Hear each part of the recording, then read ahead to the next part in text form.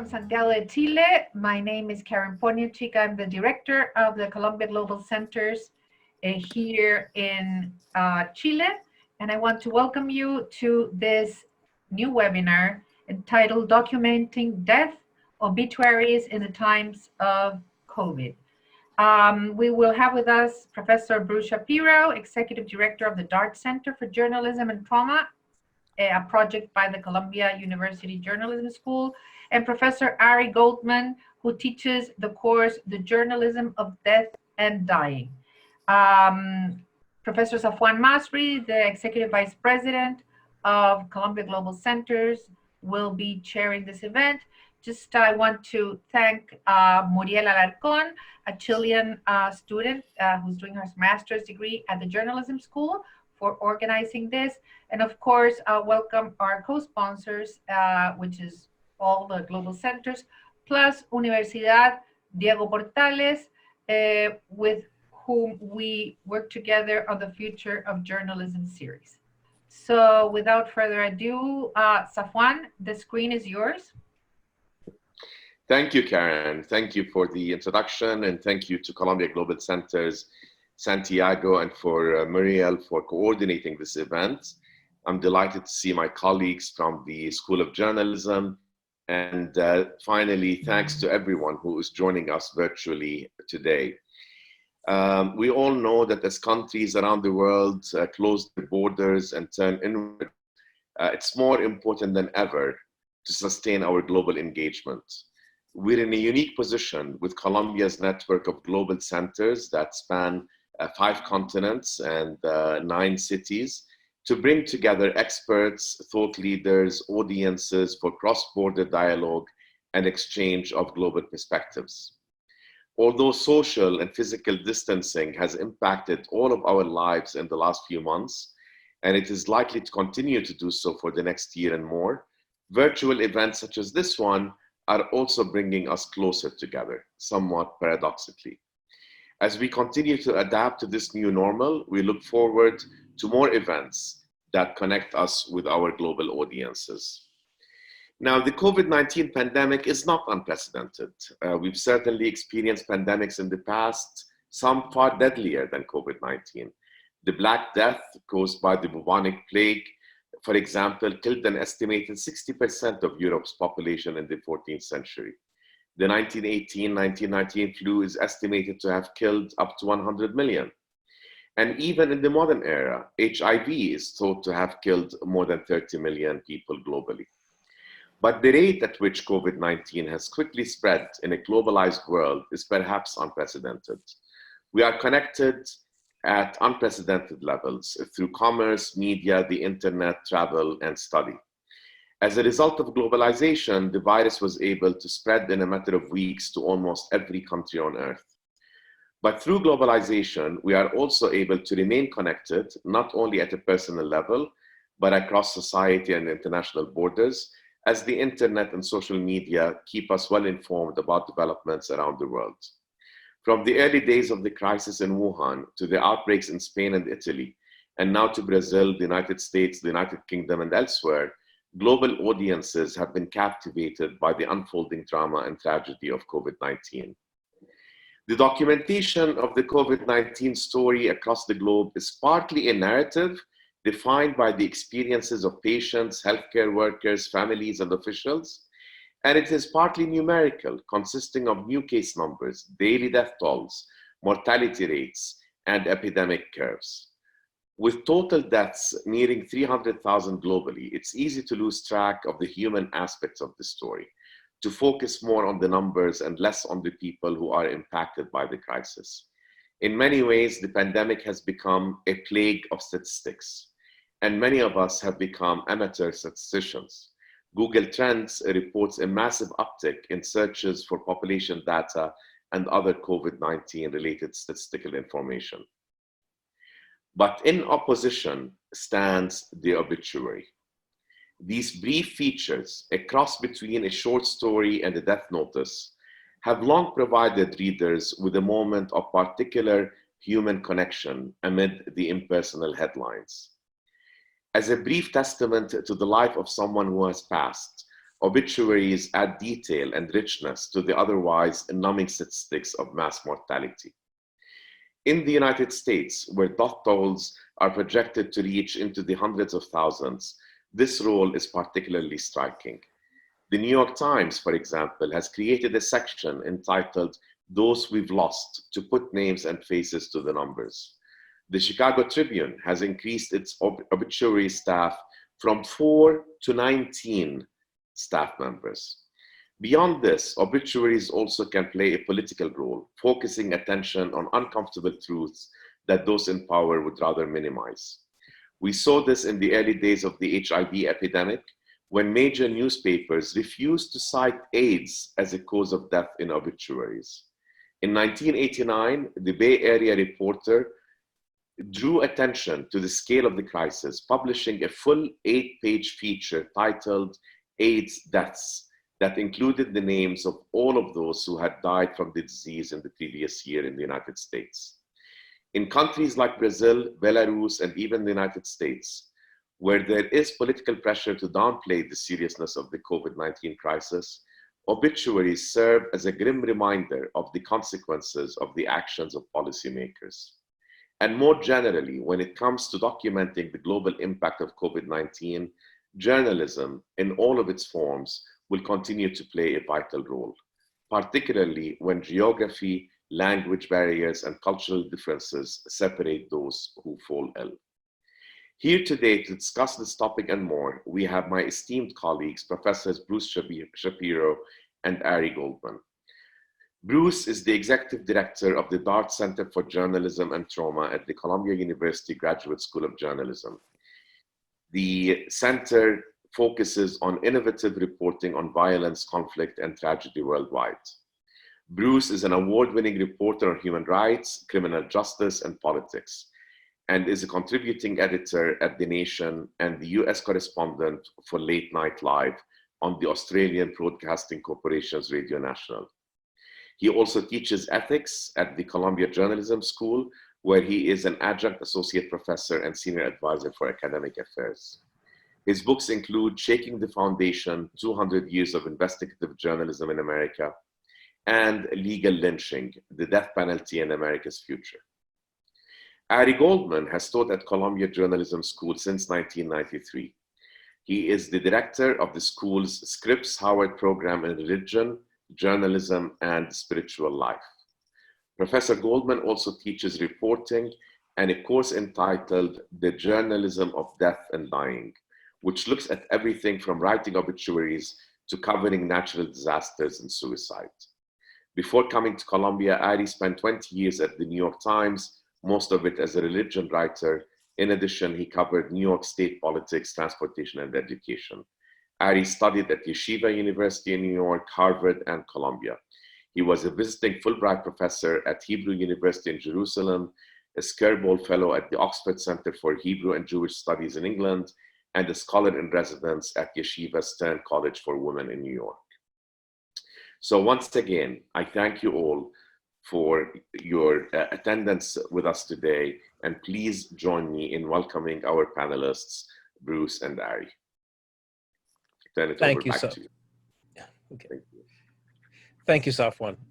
It's really great to be here, and especially wonderful to be here with Ari. You have filled in his biography, so I don't need to repeat that, but I will just say that any time that I have a question about how to cover death and dying issues, whether it's at the level of the individual or at the level of community, there's one person my colleagues and I at the Dart Center turn to, and that's Ari Goldman. It's really terrific to have him here, along with all of you, for this conversation.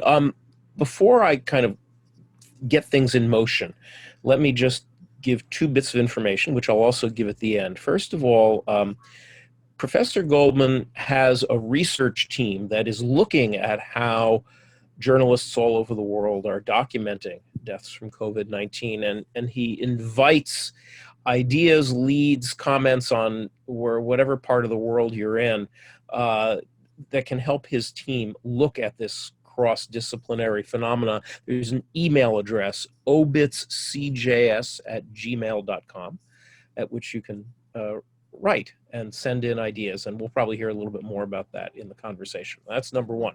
Number two, Safwan kindly mentioned the DART Center for Journalism and Trauma, which I direct. For those of you who don't know it, this is a global interdisciplinary project to advance effective and ethical journalism, and we have a website that invites not only journalists but folks from other disciplines, www.dartcenter.org. And finally, the way we're going to go is that Ari and I will have a conversation for the first 20 minutes or so, and then we'll get to a conversation with all of you. And I'd invite you to send in questions via the chat. That's the easiest way to manage bandwidth, language, and everything else in this kind of a global conversation. So either as the two of us are talking in the first little bit, if you have questions, just send them right in, or when we go to the discussion with the whole room, that'll be the way to communicate. I think I'll frame the conversation this way. Death has always been central to news coverage, Ari, in a paradoxical way. On the one hand, we cover death that is unusual, that is news, whether that's the big disruption of a social fabric represented by a single murder that's somehow atypical and becomes newsworthy, or a large-scale death from disaster or war. We also cover death as public health phenomenon, but then we also, at the granular level, journalism around the world has, as Safwan said, historically done this job of individuating death and actually writing about life, reporting on life, and lives, individual lives. And that's always a tension between kind of the big story of death and the intimate story of life. But the coronavirus pandemic is challenging journalistic approaches to this. What do you see as the central challenges? What do you see as some of the innovations that we're beginning to get in the face of this complicated and deadly pandemic? Sadly, we have precedent for this, and when the 9/11 happened, the 20 years ago, we had we're confronted with a huge number of deaths to report about, and it was a big news story, but it was also a human story. Mm-hmm. And I think the New York Times really stepped up and did a section called Portraits of Grief, where they try to document all 3,000 deaths from the terror attacks of 9/11. That was done over a year and a half. And it was an effort to take this story of such large scale and make it human, and write not only about the famous people, the celebrities who perished, but about the waiters, about the police officers, about the firemen, about the stockbrokers, about the clerks. And that sort of became a formula for large-scale deaths and the coverage of large-scale deaths. It's been sadly used in a variety of tragedies in the United States and around the world. So after the Oklahoma City bombing, the Las Vegas shooting, the Orlando mass murder, there was an effort not just to say there's a big story here, but there are 50 stories or 100 stories. And each one has importance and has value, has scale. Maybe because this is a very not only a global but an interdisciplinary conversation, let's talk a little bit about the craft of obituary writing, which is confronting this now crisis, which is both global and local. All kinds of academic disciplines have their own distinct approaches to researching death. Historians look at it one way, oral historians, epidemiologists. some of whom are probably on this call, what do you think of as the essential skills, the core responsibilities, but also the core craft skills of the great obituary writers? Well, first, I want to draw a distinction between a news story, which might report on a death, a news story of a train crash or a plane crash or just some sort of crime in your neighborhood, or a car accident where people need to know what happened, the details, and it's really a story about the death. It's about what went wrong and why did this unexpected thing happen. So that's the news story value, and journalists are very good about writing those stories. But the obituary takes us somewhere else. The obituary is about the life. It's not really a story about death.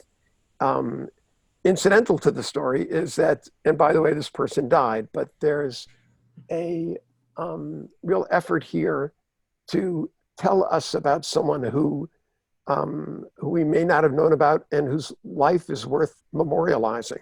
I think it's particularly important in this era of COVID-19 because we aren't having big funerals. We aren't having, we're not getting together for memorials. We might do it on Zoom, but we don't have the kind of intimacy with death that we normally would have at a funeral parlor or at a graveside ceremony. And for me, obituaries have become, especially today, something of a monument to the dead. It's a way to say this person was here, and it's a lasting monument, especially now because things just sort of stay up on the internet. So in the American journalism tradition that you and I are both part of, how has the notion of whose death is worth reporting, how has that changed, both at maybe the local level and at the national level? Because that's been evolving over the last decades. Yeah, so big metropolitan newspapers will report on celebrities, they'll report on world leaders, they'll report on major figures in their community. There's been a trend in recent years to get behind the scenes and to talk about people who you would not otherwise know. I remember one of the breakthroughs was several years ago. There was a wonderful obit writer at the New York Times. His name was Robert McGee Thomas Jr., who wrote an obit about the man who invented kitty litter. Not a household name, but something that affects so many people and so many homes. And so, and I'll never forget this obit. It's probably about 20 years ago because it starts with he had a problem, right? His cat smelled, and he was trying to come up with a solution, and he came up with the right concoction, and then he started a company, and it's changed everyone's life. So sort of like the unknown celebrities among us are often get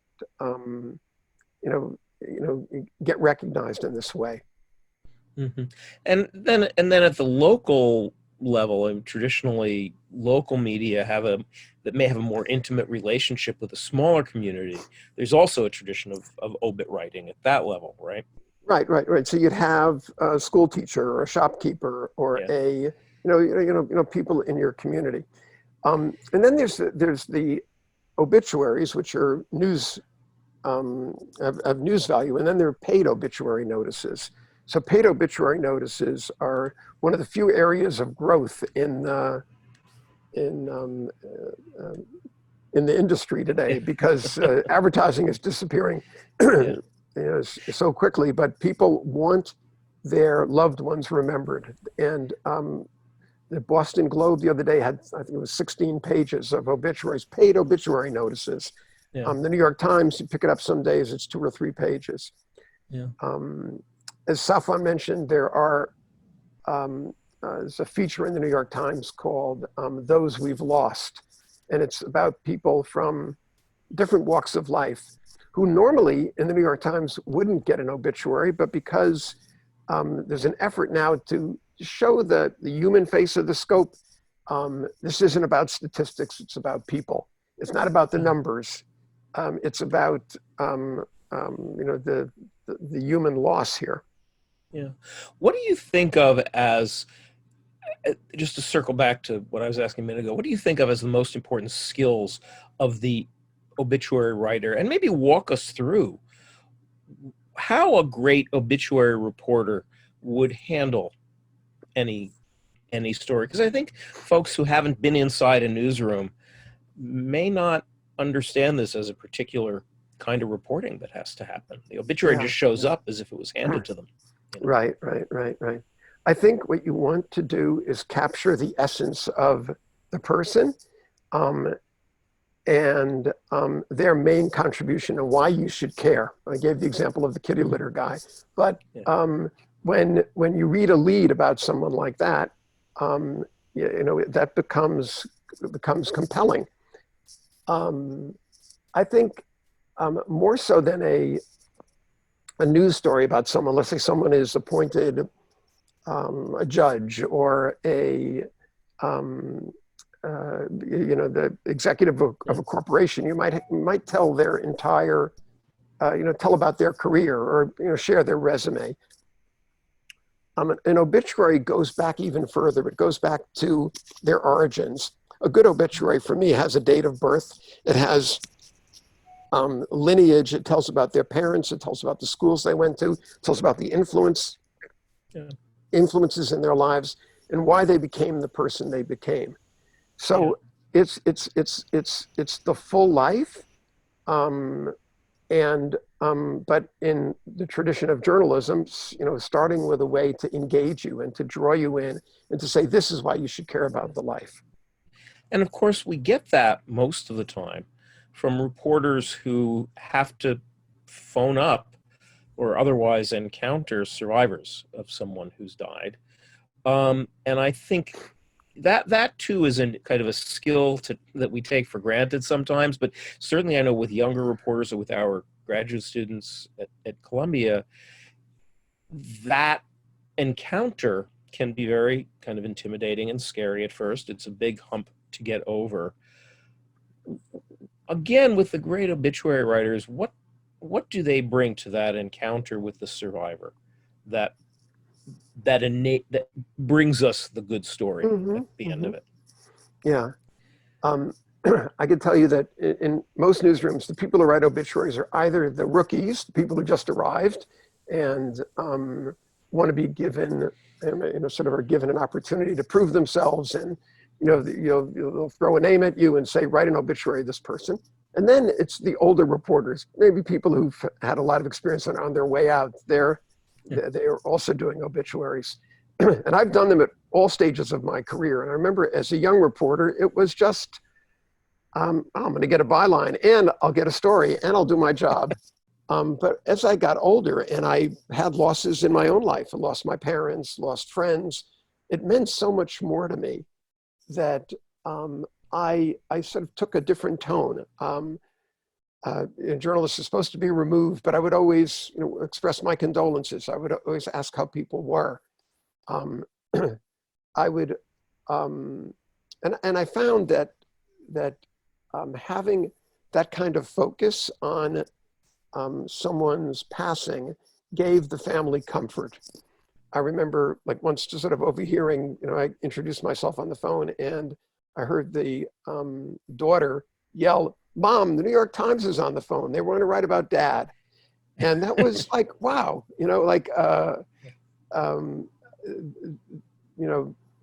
I think we always worry that we're intruding, we're calling it the worst possible time, but sometimes that's the call they're waiting for. That's something that will bring them comfort.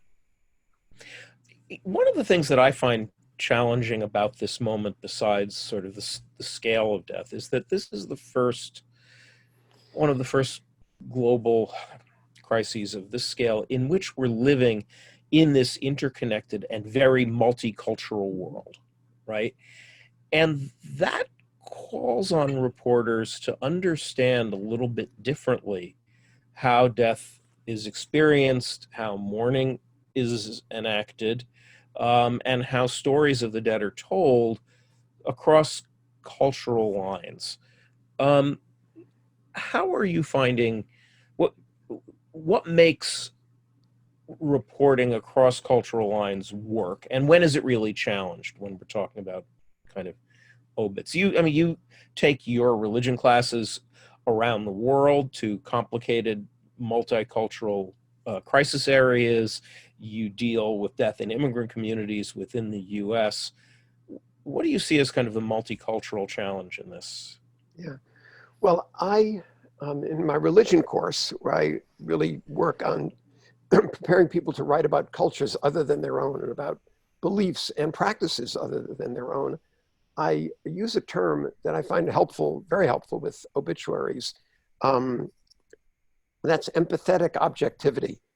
To come to the situation, and we're journalists. We're not part of this family. We're not part of of their tragedy, but we can get into their shoes and understand what they're going through, and understand their loss, even though it's not our loss, and understand the way that they're going to commemorate it. I always am fascinated by different death rituals, because I've experienced so many different, different ways of mourning, and sometimes they're polar opposites. I mean, I think about in the Jewish tradition, after a death, you don't shave or cut your hair. In the Hindu tradition, you shave all your hair off after a death. I mean, two very different reactions to the same event, but if you come to it with some empathy and understand that people's paths to understanding, to reconciliation, to overcoming their grief, and their paths are different. I think I told you last time, the only thing that I find everyone has in common is lighting a candle.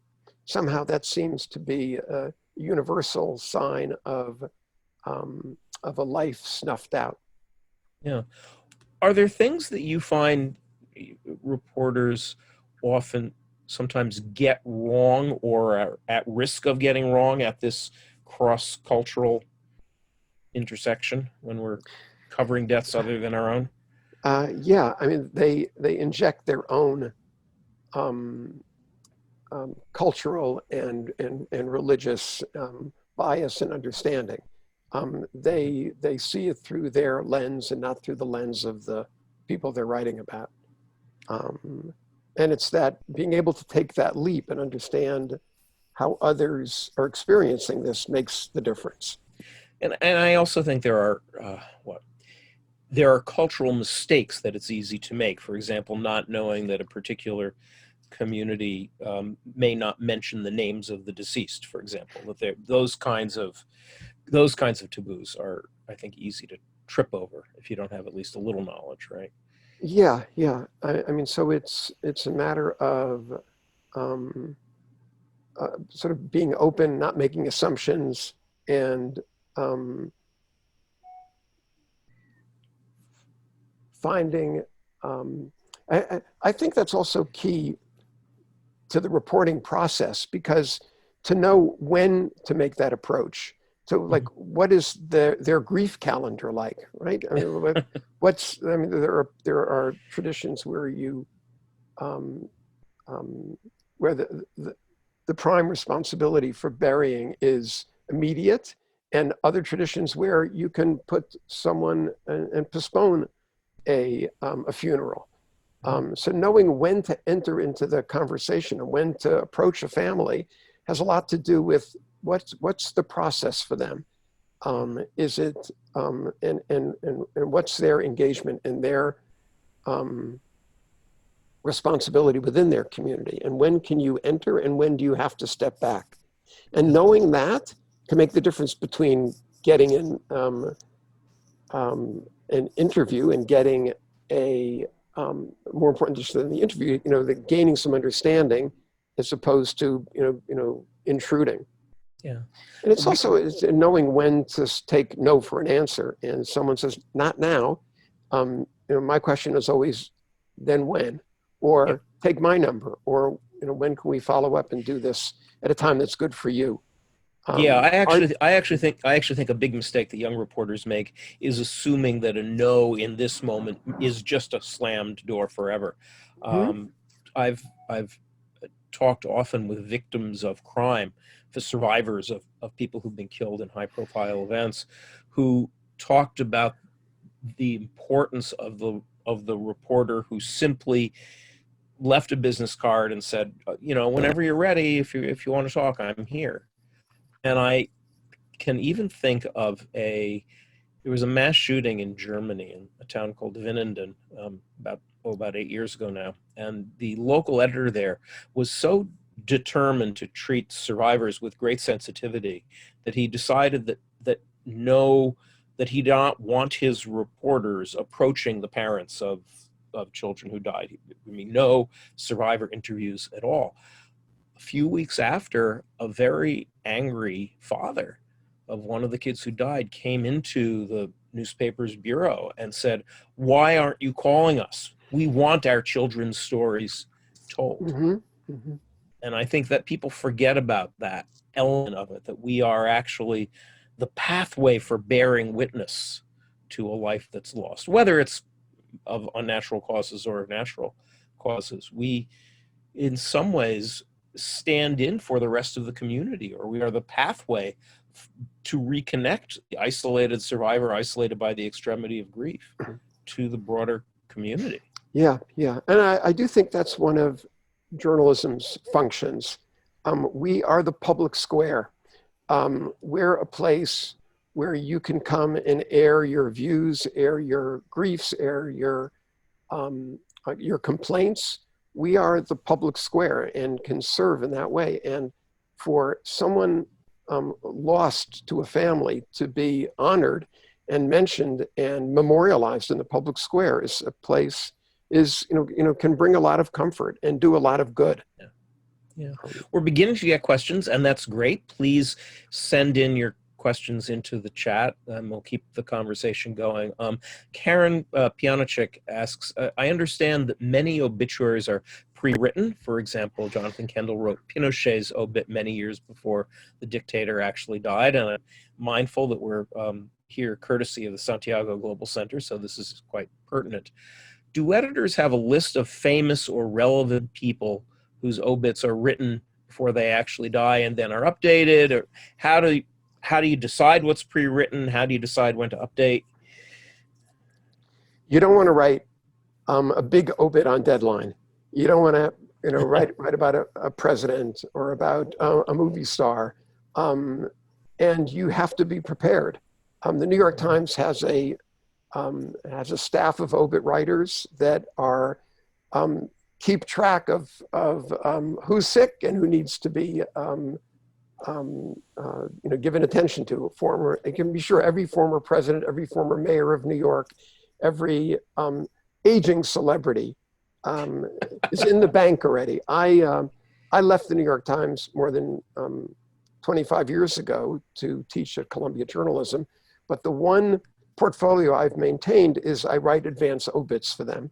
I'm not allowed to tell you who I write, who I'm working on, but we'll find out eventually. If we stick around, we'll find out. Yeah.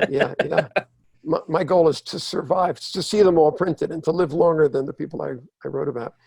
And these advance obits often involve interviews and other kinds of interviews with the subjects, right?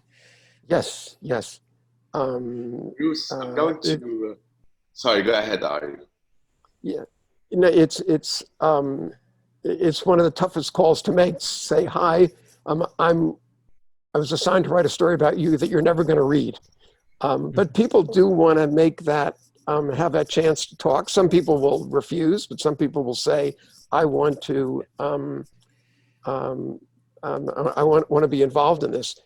For a few years, I don't think they do it anymore. The New York Times did some video obits, advance obits of people they would go. I remember they did Art Buchwald, a wonderful newspaper humorist and columnist, and it began with, "Hi, I'm Art Buchwald, and I'm dead." Yeah. Safwan, I think you had something. Yes, if I may use my prerogative as chair and just interject a couple of questions while you look at some that are in the chat room. So, Ari, I'm fascinated also by the religious aspects of grief and how that makes its way into obituaries. And amongst the Abrahamic religions, of course, you know this better than I, there are lots of similarities, especially between um, Muslim tradition and Jewish tradition. You know, the Shiva and the various ways of conveying condolences. Um, how do how do you deal with writing obituaries um, with taking sort of the religious contexts in mind? In that some things are tabooed in certain religions and other things are encouraged. And since I have the microphone, I'll ask another question, which is, have you written your own advanced op-ed? Op-ed?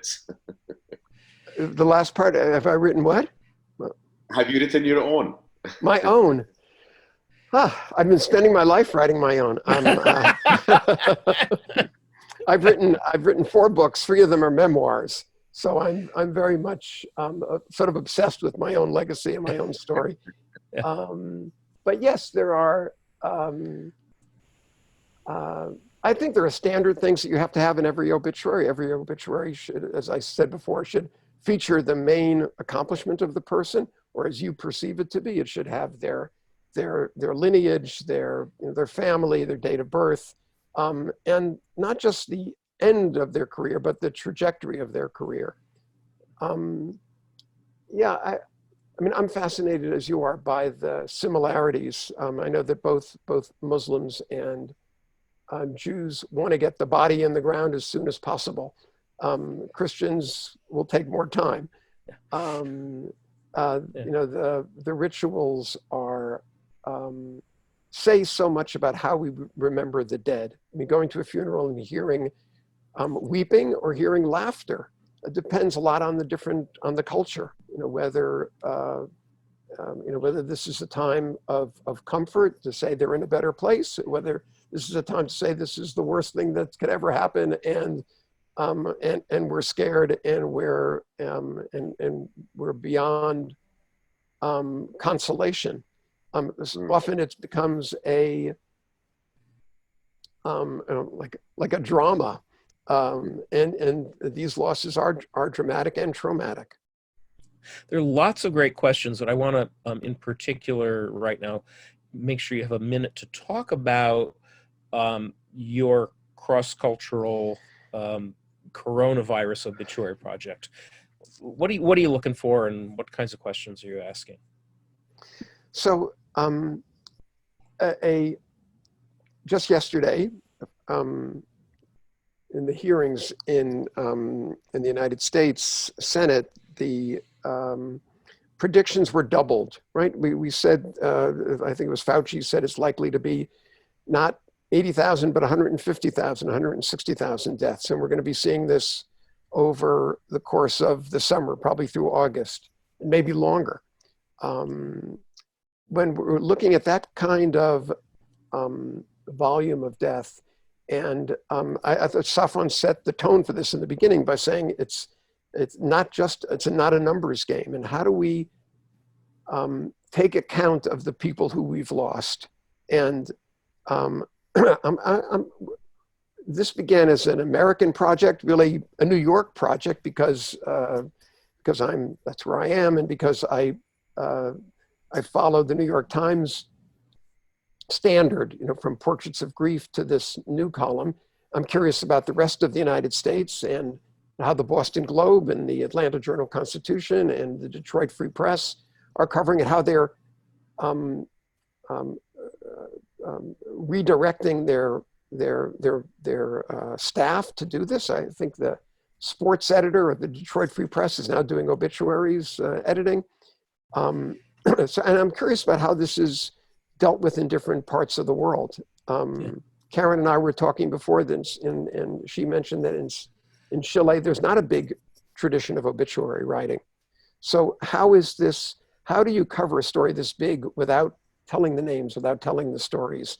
So, and we're looking, I'm working with 3 graduate students, one from Europe, one from Africa, one from Minnesota, and we're gonna take a look at how different news organizations are tackling this huge story. And you know, there are, again, different lessons to be learned from past crises in other parts of the world too. It might be interesting to do a little compare and contrast. I find myself thinking of Northern Ireland, where 3,700 plus people died in their civil conflict. There was a small group of journalists who a few years ago did an astonishing book called Lost Lives, which chronicles year by year the entire 30-year arc of that civil conflict through obituaries of every single person who died over that time on all sides. So there probably are other traditions that are being drawn on now. Tom Trubat asks a related question to this. What's the role of obituaries at a time when many political leaders seem anxious to move on, to brush aside this number that's so large that maybe we go into a kind of avoidance and denial? Do you think the role of obituaries is changed by the politics of the moment? It's the knock on the door. It's saying, to say that that deaths are going down and that the curve is flattening might sound good politically, but it's still your neighbor died, or your parent died, or your friend died, and sort of the constant drumbeat of this is what we've lost, I think is essential here. Let me mention one other thing. The Guardian, the U.S. edition, has started a project. It's called Lost on the Front Lines, and it's an effort to document every healthcare worker, nurse, doctor, hospital administrator, janitor, transport person, kitchen worker in a hospital. And that too, to say this is the human cost here of, say, reopening prematurely isn't just what happens in to the people who go to the ballpark. It's what's going to happen to the people who take care of the people who went to the ballpark and got sick. And I think that's a way to keep our elected officials accountable. Yeah. There are a number of questions about reporting craft, and I'll try to get to a couple of them. One is about ethics, and there is a kind of very complicated ethical system, right, around obituary writing, because there are things you owe to the deceased's family, there are things you owe to your editor, things you owe to readers. Matthias Hara wants to know, is there an ethical conflict in receiving money to write an obituary? How do you balance that kind of, and that, there are paid death notices, and then there are also journalism traditions in which reporters sometimes expect to get paid, or news organizations expect to get paid. How do we think about that question? And maybe what are some of the other key ethical challenges in obit writing? Yeah, well, I mean, I think checkbook journalism is something that we frown on. That really corrupts what we do, and if only people who can afford to get attention, that's a miscarriage of what we do. I think the beauty of this, some of these efforts to document every death, or the or the representative deaths, is that it's not just about the people who have money and power. I have no problem with people wanting to pay to have a death notice that they write themselves and that the newspaper prints aside from the obituary. Mm-hmm. Mm-hmm. Other ethical things. Well, let me throw one at you. How do we balance the sensitivities and sense of perhaps dignity with which a family may want someone portrayed, with facts that may be embarrassing? How do we, or in the case of let's say a Pinochet or another actor, someone who's has a line of accountability for death or violations of the social contract, or human rights violations. How do we balance those kinds of ethical claims? Yeah, yeah. Well, I think our first responsibility is to the truth and to telling the facts. And if the facts are this man served as a congressman and served his district, loyally for 20 years, but then was indicted in a corruption scheme, we can't ignore the corruption scheme. We just can't say the great congressman. On the other hand, it just can't be about the corruption. It also has to be about the full experience and the full life. So Richard Nixon's obituary was very complicated to write. Nixon did some good things as president, right? He opened up the world to China, opened up the United States to China. He, he had a lot of foreign policy successes. Yet he was a corrupt man and left office in disgrace. I think to tell the full scope is our responsibility. Mm-hmm. So our first responsibility is to the facts. I mean, I'll mention one ethical area that came up in during the AIDS crisis, where families didn't want the cause of death noted if it was from AIDS, because they felt it stigmatized them, and perhaps revealed something about a loved one that they didn't want known. Mm-hmm. So from that era, the tradition of attributing the cause of death was born.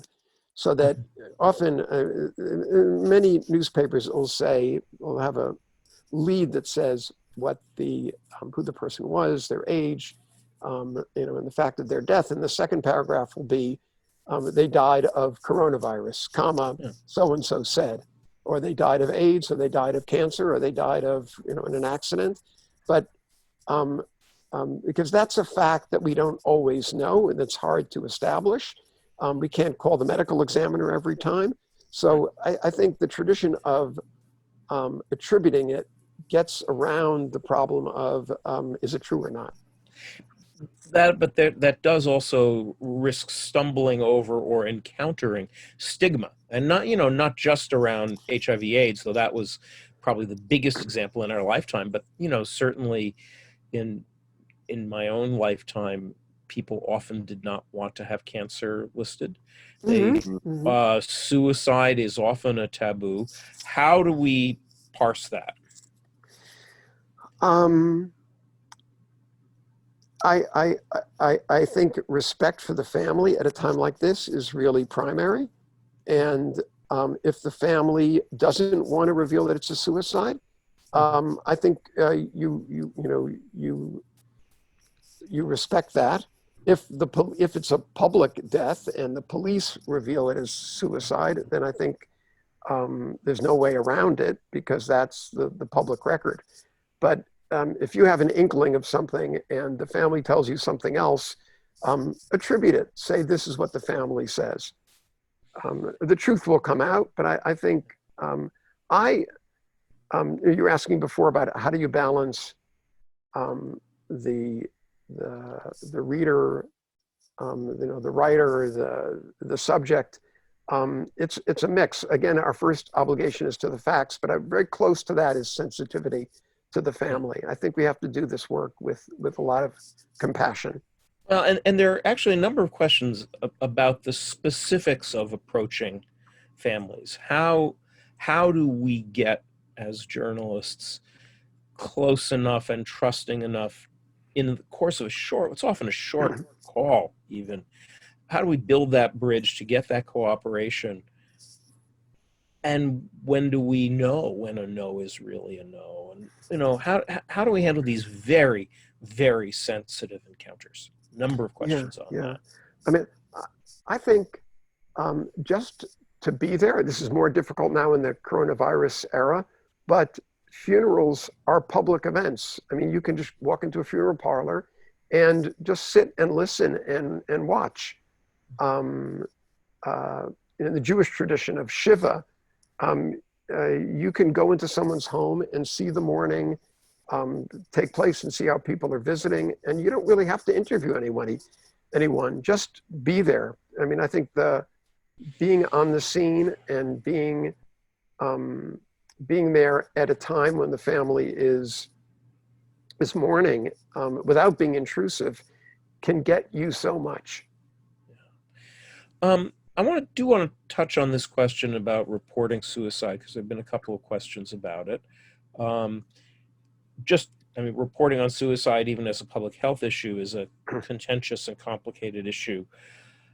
How do we, when writing about individual death, even when the family is willing to say the cause of death is suicide, is this something we need to focus on more? What special sensitivities come into play? It's something we need to focus on less. I think the biggest mistake is talking about how the death happened. That's really irrelevant. If someone committed suicide, I don't need to know, was it a window or a gun or a knife or, was there a note? Was there that's irrelevant to my mind. And that's, nobody needs to know that. And what's more, that's the kind of things that public health experts say encourages suicide. Yes. If you dwell too much on the death and you talk too much about people who did this method or that method, there are many vulnerable people out there who will take that the wrong way. And I think there's a very good tradition in many cities where if you mention someone has a suicide, you don't tell any more, and you put the number of a suicide hotline in the somewhere on the page or somewhere nearby, so that people don't read this and say, oh, that's a solution or that's an alternative. I think suicide is so, it has to be handled with such caution and such sensitivity. And it's not the role of an obituary writer to tell about how the person died. The details are not important here. Yeah, and there is a robust body of research on copycat and on people with kind of transient suicidal impulses, picking up on specific techniques or locations or methodology from news stories. There's a lot of resources for anyone who's on this call and interested. There's some tip sheets and other resources on covering suicide on the Dart Center website. Sebastian Perez Ferrero asks, the New York Times has been using mortality data to report on underreported COVID-19 deaths, comparing the excess number of deaths compared with last year with historical averages. Do you think this is a good approach? Do you think there's value in this kind of epidemiological reporting on death? Oh, I mean, absolutely. And I think, the big numbers are important and they tell us something, and and whether the numbers we have are underreported and whether China has more than we do, or we have more than China, and the kind of things that our president is obsessed with. An analysis of the numbers are totally appropriate and totally necessary for us to understand this era. Yeah. But not in obituaries. I mean, I think obituaries are the counter. They're the counterpoint to that. Obituaries say every life was important, every life is significant, every life deserves to be remembered and to be marked. But that brings us back to this COVID-19 crisis, because while every life is worth being marked, as we said at the outset, there are way too many lives being lost. And the New York Times, all news organizations all over the world are having to decide which lives to tell. So what are some of the criteria that might be helpful now in deciding which array of obits to use to illuminate this crisis? Yeah. Well, one of my takeaways from this era is that everyone is an obituary writer all of a sudden, because whether you cover sports or theater or City Hall, you're going to have a death to write about. So I think there's an opportunity here to tell many, many stories. There's no possibility of telling every story, right? I mean, I think that goes beyond the journalistic obligation or even ability. I think our obligation is to show the diversity of death, to show people of different walks of life, people of different incomes, people of different professions. I was moved by an obituary of an Uber driver, right? Or by a ballroom dancer or a school teacher. You don't have to report every school teacher, but I think don't forget the school teachers, don't forget the Uber drivers. Tell us, just the scope of this tragedy. So you're actually having to make some, I hate to use this word, some calculating or do some informed strategic thinking about the range of lives that are lost in a way that can communicate this to the public, whether it's in broadcast or print or whatever. I want to also now go back to, and this is a question from Oscar Castro, this question of obituaries about the bad guys. Oscar Castro writes, normally we are taught to be objective when writing a text, but how do we face that moment when we have to prepare an obituary about a person who has caused large-scale pain in others, dictators, terrorists, large-scale murderers? How do we do those stories? Yeah, I mean, I think the key is, how did this person become this way? And where did this person go wrong? And what crossroads did this person reach where they made the wrong decision? And how could the life have been different? How could the life have been better? I also don't think there's any life that's just all bad or all good. And showing the complexity of life is what a good obituary will engage in. It doesn't ignore the fact that the congressman was indicted, but also doesn't ignore the congressman's good works. So just like life, it's a complex mix. What about the managing, as a reporter, managing your own outrage at the acts of someone who's really committed atrocities, whether it's a dictator, a death squad leader, an Osama bin Laden? If you're assigned those kind of obits, what does the good obit writer do with herself? What's the work to enable you to do that?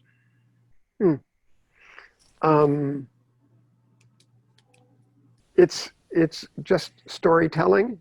It's showing how this person moved through life. It's showing the person's mistakes and the person's triumphs.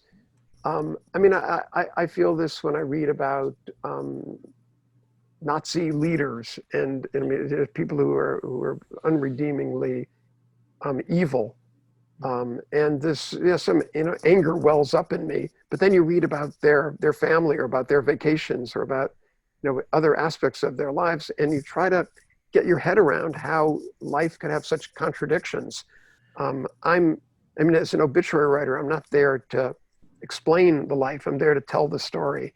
And it's not about my outrage. I think it's about what I want to do is make you outraged, make the reader outraged. I'm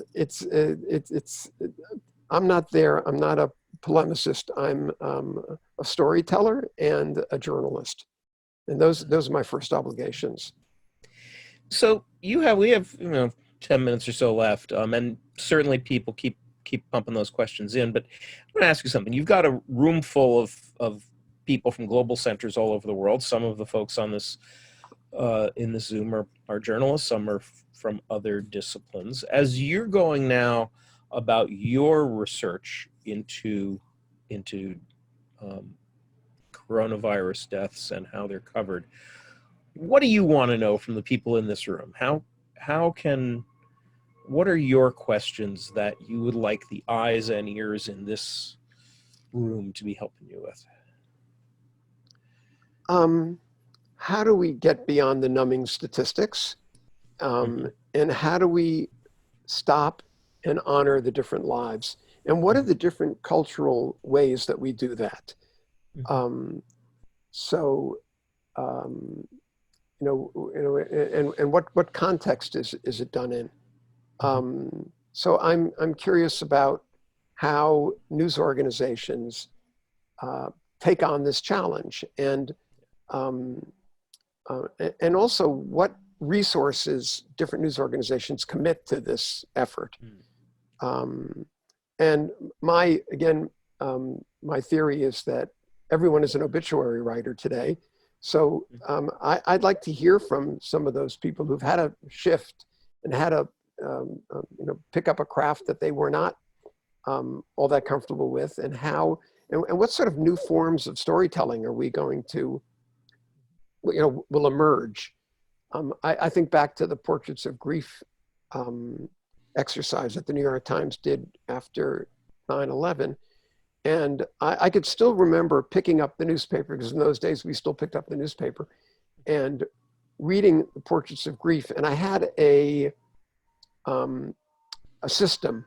I would read one, I'd read another, and sometimes it'd be 8 or 10 or 12 a day. And I would stop reading when I started to cry.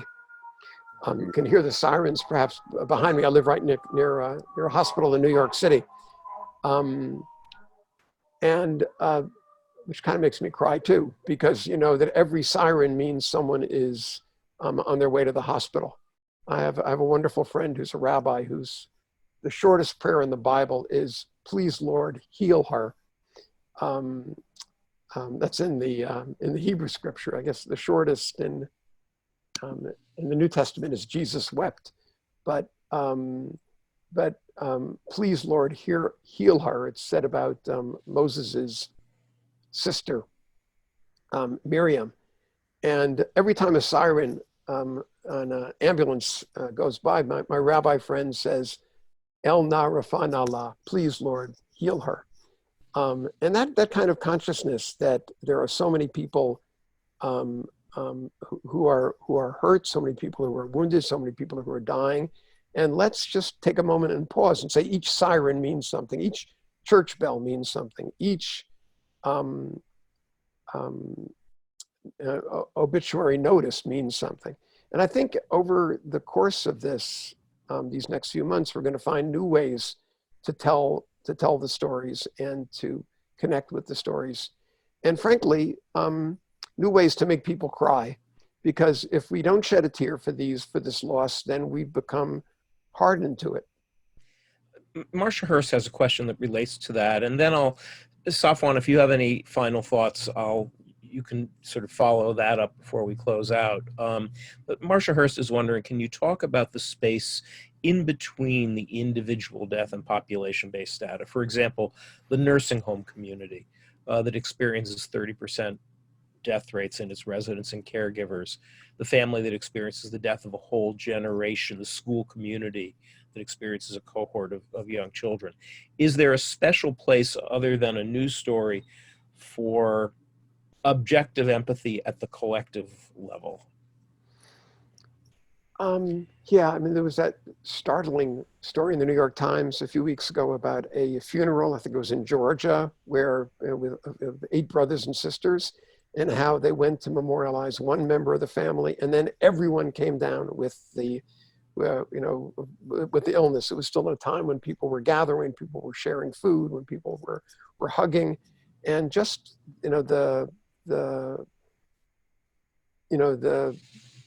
these sort of coronavirus hotspots yield terrible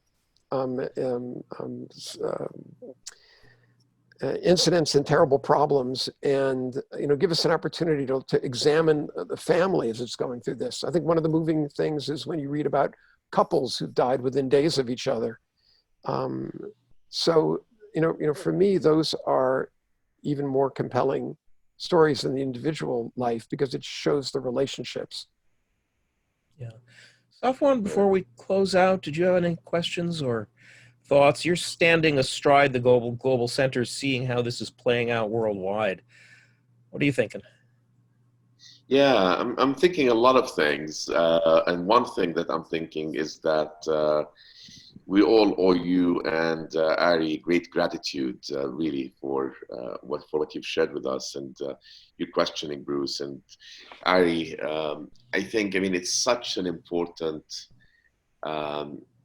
type of reporting, writing obituaries, right? And I find myself reading obituaries quite a bit now. Before the crisis, I would always scroll down on my screen in the New York Times to look at the tidbits about who died, and I immediately look at the age, right? There's a certain amount of self-interest in this.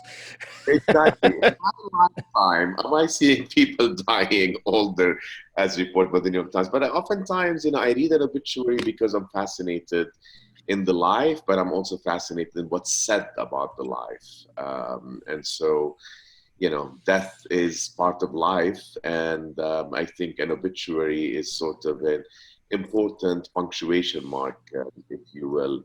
And I'm also thinking that there is so much that is not classical obituary, but reporting, especially during a crisis like this one, on trauma and on death and on what is happening, that has obituary elements in it, if you will. So, you asked Bruce about the global centers, and I think, it's amazing how much commonality there is in terms of what people all over the world are going through. I mean, the fact that you can't have a funeral, people are not able to come together. It doesn't matter what the faith or the tradition is. We all do console one another, whether we bury immediately or we bury after a week. I think that that's something that people are painfully feeling all over the world. The lack of whatever closure comes, for example, with a funeral or with paying respects or visiting the family of the deceased. But maybe, and this is more of a question perhaps, maybe there's a flip side to it also, because in many ways death is made into more of a discrete event than it actually is. If you think that life and the life of a person doesn't quite fully end, right? I mean, there are the soul, energy, memories stay with one. And perhaps a flip side to this is that there is an artificialness sort of with closure, quote unquote closure. Yeah. And perhaps we're leading ourselves of it. I often feel that way about, I spent 20 years at the New York Times. When I look back at my career, I think what are the really important stories that I wrote? And the obituaries are the ones that are lasting. They're the memorials. They're the final word on someone. And you're right, and people are kept alive in some way, they're memorialized through that accounting. With regard to the global centers, I'm thinking about there are two global trends. One is coronavirus. No one has escaped it. Every corner of the planet, every country is experiencing these deaths and this tragedy. The other global trend is the disruption within media and how the ways that we consume media, the ways that we news organizations operate has been disrupted and changed. So to watch these two trends together, these two global trends of changes in the news and changes in this major story I just find it's a very rich topic and a compelling time and the right time to do this. And I think that is as prescient and profound a moment to end on as any, the two colliding trends. So thank you, Ari. Safwan, Muriel, for putting all of this together. In the chat, again, Ari's colleague Zoe has put the email address, obitscjs@gmail.com or #COVIDobits if you want to help.